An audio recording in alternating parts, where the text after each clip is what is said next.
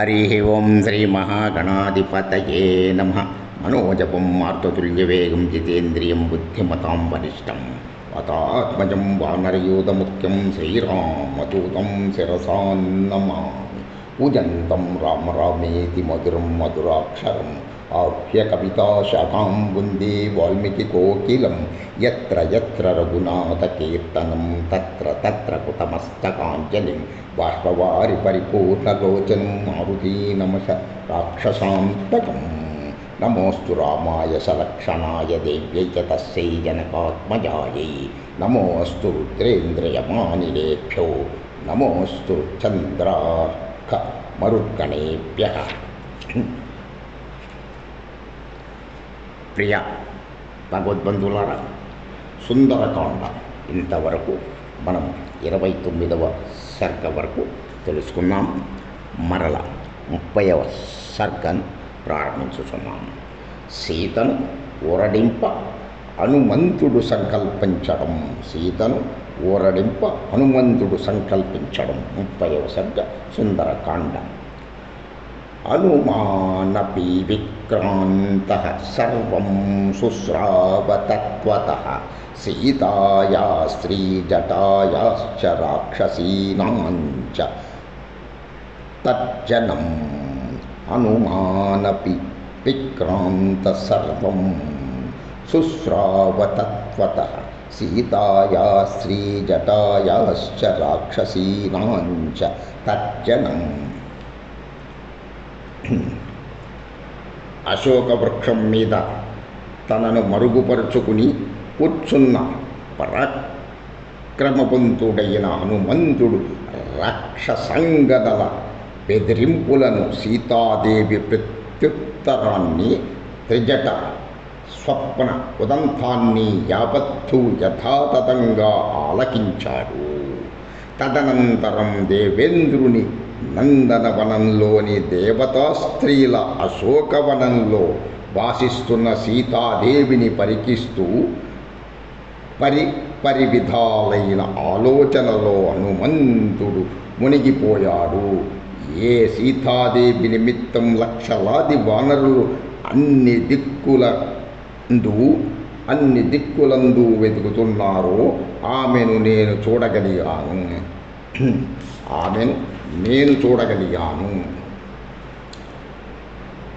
శత్రు బలాన్ని అంచనా గట్టడానికి రామదూతనై వచ్చిన నేను ఎవరి దృష్టిలోనూ పడకుండా జాగ్రత్తగా గూఢచారిలా సంచరిస్తూ వచ్చాను. అప్రమత్తంగా ఇలా సంచరించినందున నేను సమస్త విషయాలు పూర్తిగా అవగతం చేసుకోగలిగాను.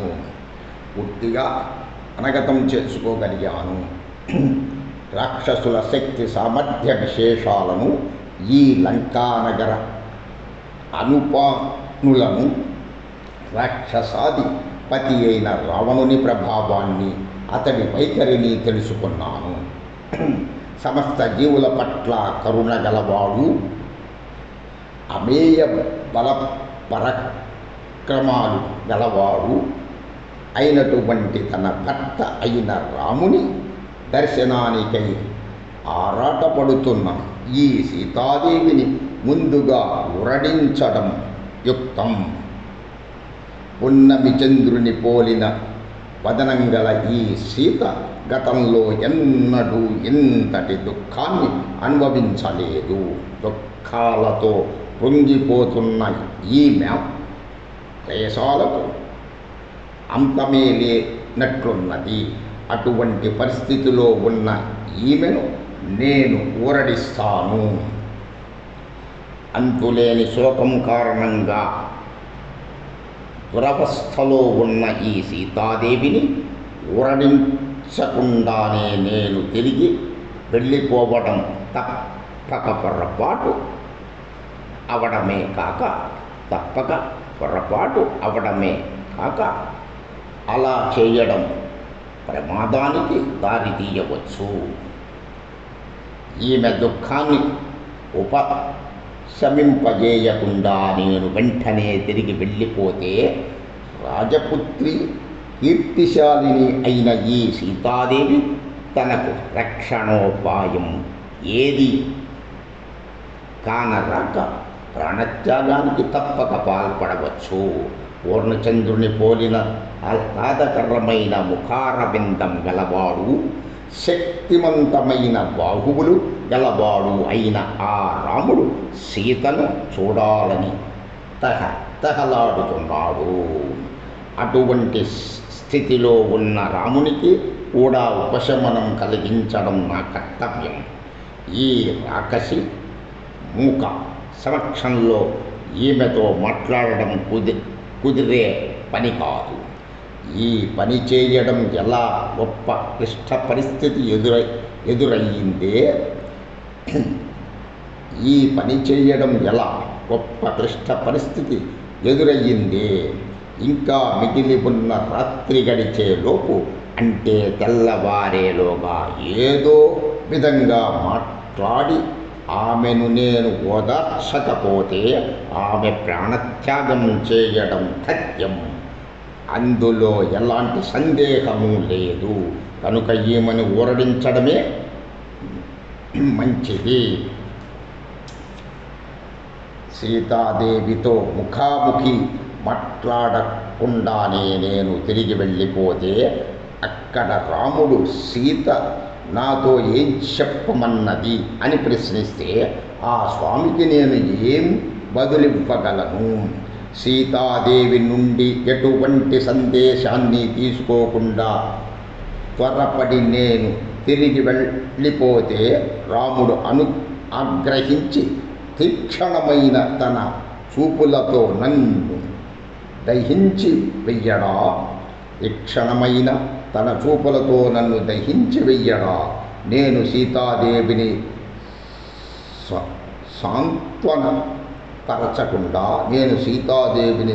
సాంత్వనపరచకుండా హడావిడిగా తిరిగి వెళ్ళి రాముని సహాయార్థం సుగ్రీవుని తీసుకువచ్చేలోగా సీత ఇక్కడ ప్రాణత్యాగం చేసుకుంటే సైన్య సమేతంగా వచ్చిన రామసుగ్రీవుల రాక నిష్ఫలమవుతుంది కదా. కనుక నేను ఈ చెట్టు మీదనే నక్కి తక్కుని రాక్షస స్త్రీలు సమీపంలో లేనప్పుడు లేదా వారు ఏమరిపాటుగా ఉన్నప్పుడు అదున చూసుకుని దుఃఖ సాగరంలో మునిగి ఉన్న ఈ సీతాదేవితో మాట్లాడి ఆమెను ఊరడిస్తాను. ప్రస్తుతం నేను సూక్ష్మరూపం సంతరించుకుని ఉన్నాను. పైగా వానరుణ్ణి కనుక సరళమైన సామాన్య ప్రజలు మాట్లాడే భాషలో ఆమెతో నమ్రతతో మాట్లాడవలసి ఉంటుంది.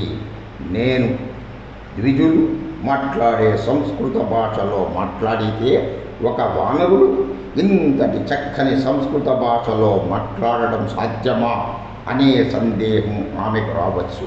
అంతేకాక నన్ను కామరూపం దాల్చి వచ్చిన రావణునిగా భావించి భయపడవచ్చు కూడా. కామరూపం దాల్చి వచ్చిన రావణునిగా భావించి భయపడవచ్చు కదా. కాబట్టి సర్వులకు అర్థమయ్యే సామాన్యుల భాషలోనే మాట్లాడటం సముచితంగా ఉంటుంది. దోషరహితమైన ఈమెను స్వంతన పరచడానికి నాకు మరో మార్గం ఏది స్ఫురించడం లేదు. దోషరహితమైన ఈమెను సాంత్వన పరచడానికి నాకు మరో మార్గం ఏది స్ఫురించడం లేదు. ఇప్పటి వరకు రాకాసిమూక బెదిరింపులతో ఆమె ఎంతో భీతి చెంది ఉంది. ఇప్పుడు నా వానర రూపాన్ని చూసి నా భాషను వినగానే ఆమె భయం రెట్టింపు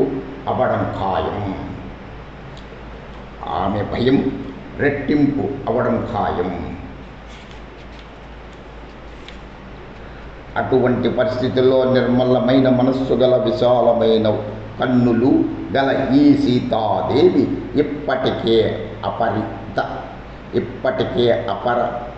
అపరిమిత దుఃఖంలో మునిగి ఉండటం వల్ల, భీతి చెందినదై ఉండటం వల్ల నన్ను ఇచ్చ మేరకు రూపాలు ధరించగల రావణుడే అని తలచి మరింత భయంతో కేకలు పెట్టవచ్చు. సీతాదేవి భయంతో కేకలు పెట్టగానే యమునిలా భయంకరంగా ఉన్న రాక్షస స్త్రీలు అప్రమత్తలై నానా రకాల ఆయుధాలు ధరించి సీత చుట్టూ గుమిగూడతారు. అలా గుమిగూడిన వికృత ముఖాలు గల ఆ రాక్షసీలు అన్ని వైపుల నుండి చుట్టుముట్టి నన్ను పట్టుకోవడానికి లేదా గాయపరచడానికి, అదీ కాకపోతే చంపడానికి తమ సాయశక్తులా ప్రయత్నిస్తారు. అప్పుడు నేను వారికి పట్టుబడకుండా మహావృక్షాల కొమ్మల, చెట్ల బోదెల మీదకి ఎగబ్రాగుతూ ఒక కొమ్మ మీద నుండి మరో కొమ్మ మీదకి గెంతుతూ పరిగెత్తుతూ ఉండడం చూసి వాళ్లకు భయము, సందేహము కలుగవచ్చు. ఈ వనంలో అటూ ఇటూ మహావేగంగా పరిగెత్తుతున్న నా మహాకాయాన్ని చూసి వికృతాలైన ముఖాలు గల రాక్షస స్త్రీలు గజ వణికి, వికృత ముఖాలు గల రాక్షస స్త్రీలు గజ వణికిపోతారు. ఆ తరువాత ఈ రాక్షసంగనలు రాక్షసరాజు రాజప్రాసాద రక్షకులైన రాక్షస వీరులను పిలిపిస్తారు. అప్పుడు ఆ రాక్షస వీరులు శూలాలు, శక్తులు, ఖడ్గాలు ఇత్యాది ఆయుధాలను చేతపుచ్చుకొని చూపరులకు భయం కలిగించే వేగంతో వచ్చి నన్ను ఎదుర్కొంటారు. ఆ విధంగా నన్ను చుట్టుముట్టి ఎదుర్కొన్న ఆ రాక్షస వీరులను మట్టుపెట్టే ప్రయత్నంలో ఒకవేళ నేను కనుక బాగా అలసిపోతే సముద్రాన్ని దాటి ఆవలి తీరాన్ని చేరుకోవడానికి సరిపడే శక్తి నాలో మిగిలి ఉండకపోవచ్చునేమో కదా.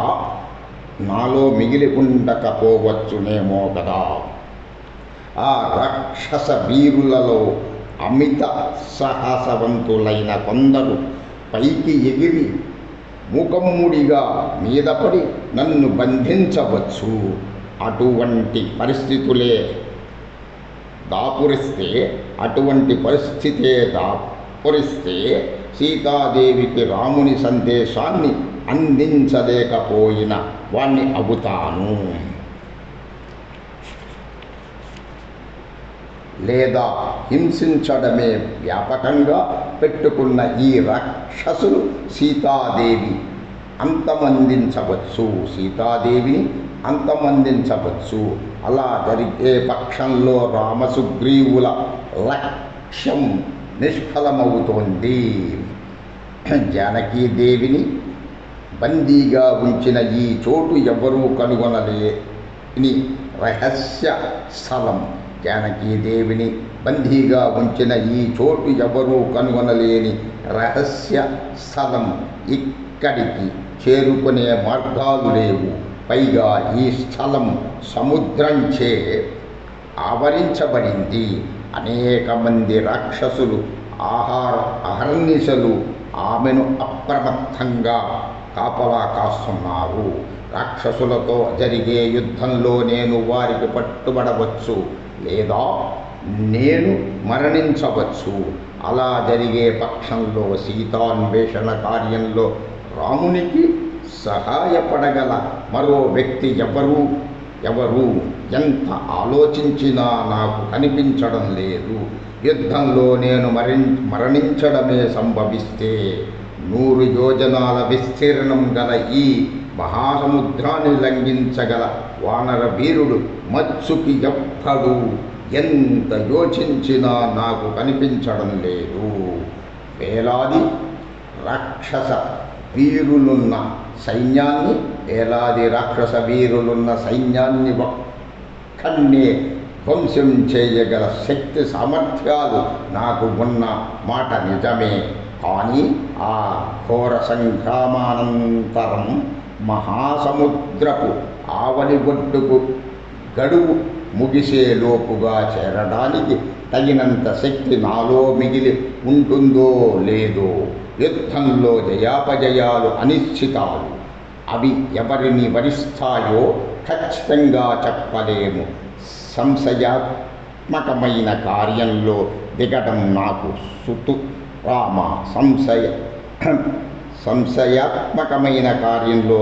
నాకు సుతరాము ఇష్టం లేదు.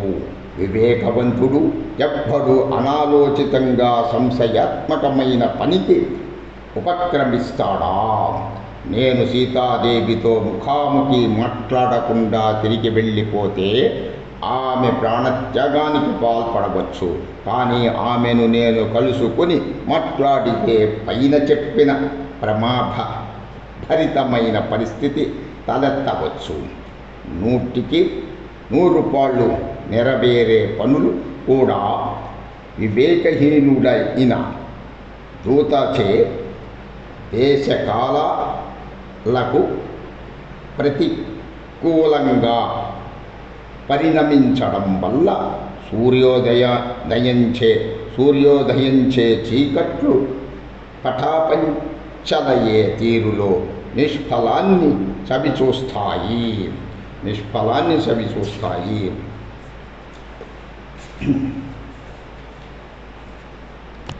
ముందు వెనుకల గూర్చి కూలంకషంగా చర్చించిన తరువాత నిర్ణయించిన కార్యంలో వివేకి అయిన దూతను నియమిస్తే ఆ కార్యం చెడటం తథ్యం.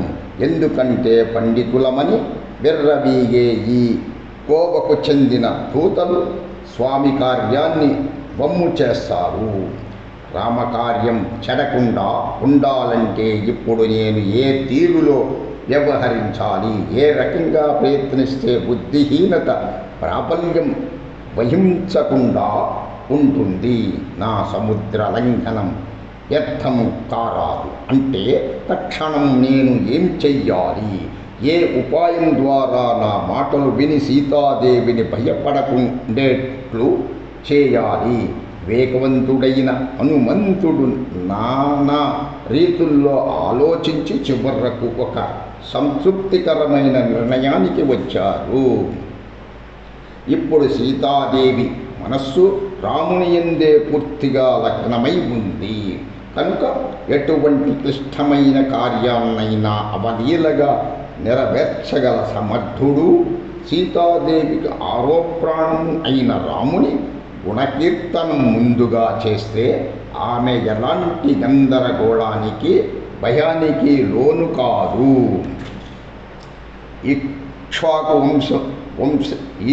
ఇక్ష్వాకు వంశస్థులలో సర్వశ్రేష్ఠుడు సర్వజ్ఞుడు అయిన రామునకు సంబంధించిన సకల ఉదంతాలను మంగళప్రదమైన వాక్కులతో మధురమైన వాక్యాలతో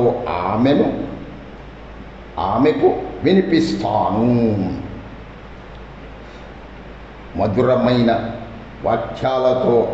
వినిపిస్తాను. ఆ విధంగా సీతాదేవికి నా పట్ల పూర్తి విశ్వాసాన్ని కలిగేలా చేస్తాను. ఇది స బహువిధం మహానుభావో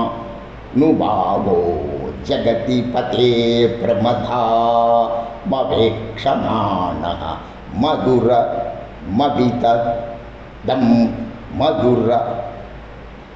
మవితదం జగడా వాక్యం ద్రుమ విట పాంతరమాస్థితో హనుమాన్ ఇది స బహువిధం మహానుభావో జగతి పతే ప్రమథామవేక్షమాణః మధుర మవితదం జగాద మధుర మవితదం జగాద వాక్యం మధుర మవిత తదం జగాద వాక్యం ద్రుమవిట పాంతరమాస్థితో హనుమాన్ ద్రుమవిట పాంతరమాస్థితో హనుమాన్. మహానుభావుడైన ఆ హనుమంతుడు అశోక వృక్షం కొమ్మల మధ్య దాగి కూర్చునే జగన్నాథుడైన రాముని భార్య సీతాదేవిని చూస్తూ అనేక విధాలుగా యోచించి వ్యర్థం కానివి మధురమైనవి అయిన వచనాలను కూడా పలుకసాగాడు. శ్రీమద్ వాల్మీకి రామాయణమున సుందరకాండ 30వ సర్గ సమాప్తం. తదుపరి 31వ సర్గ రామకథారామం. సమస్త సన్మంగళాని సర్వే జనా సుఖినో భవంతు, లోకా సమస్తా సుఖినో భవంతు. ఓం శాంతి శాంతి శాంతి. సుందరమైనది సుందరకాండ, సుందరమెంతో సుందరము. సుందరమైనది సుందరకాండ, సుందరమెంతో సుందరము. సుందరమెంతో సుందరము. ఓం శాంతి.